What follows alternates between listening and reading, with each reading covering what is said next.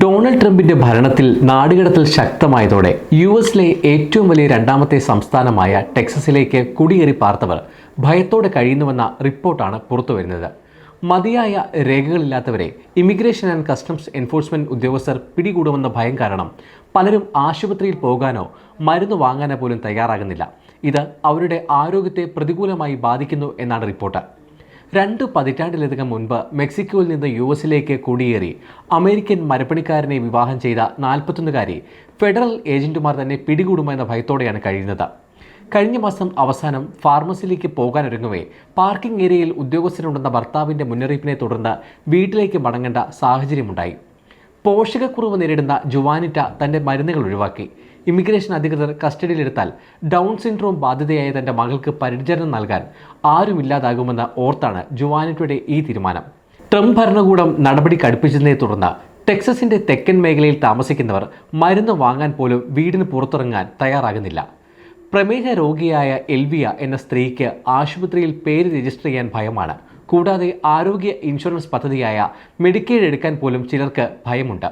June മാസത്തിൽ തെക്കൻ ടെക്സസിലെ Rio Grande വാലിയിൽ ഉദ്യോഗസ്ഥർ നടത്തിയ പരിശോധനയിൽ റെസ്റ്റോറൻറ്റ് ജീവനക്കാരനെയും കർഷകരെയും ജോലിസ്ഥലത്ത് നിന്ന് കൊണ്ടുപോയെന്ന റിപ്പോർട്ടുണ്ട്. ടെക്സസിലെ എമർജൻസി റൂമുകളിൽ ആളുകളുടെ ലീഗൽ സ്റ്റാറ്റസ് ചോദിക്കാൻ തുടങ്ങിയെന്നും റിപ്പോർട്ടിൽ പറയുന്നു. രേഖകളില്ലാതെ താമസിക്കുന്നവരെ കണ്ടെത്താൻ ആശുപത്രികളും പള്ളികളും വരെ പരിശോധിക്കാൻ ഉദ്യോഗസ്ഥർക്ക് നിർദ്ദേശം ലഭിച്ചതാണ് ജനങ്ങളുടെ ആശങ്കയ്ക്ക് പിന്നിൽ. മെഡിക്കൽ രേഖകൾ സൂക്ഷിക്കുന്ന ഡേറ്റാബേസുകളും അവർ പരിശോധിക്കുന്നുണ്ട്. ഇത് കുടിയേറ്റക്കാരെ ഭയപ്പെടുത്തുന്നു. അതേസമയം മെഡിക്കെയ്ഡിൽ രജിസ്റ്റർ ചെയ്തവരുടെ വിവരങ്ങൾ ഇമിഗ്രേഷൻ ഉദ്യോഗസ്ഥർക്ക് ലഭിക്കുന്നുണ്ടെന്ന് അന്താരാഷ്ട്ര വാർത്താ ഏജൻസിയായ അസോസിയേറ്റഡ് പ്രസ് കണ്ടെത്തിയിട്ടുണ്ട്.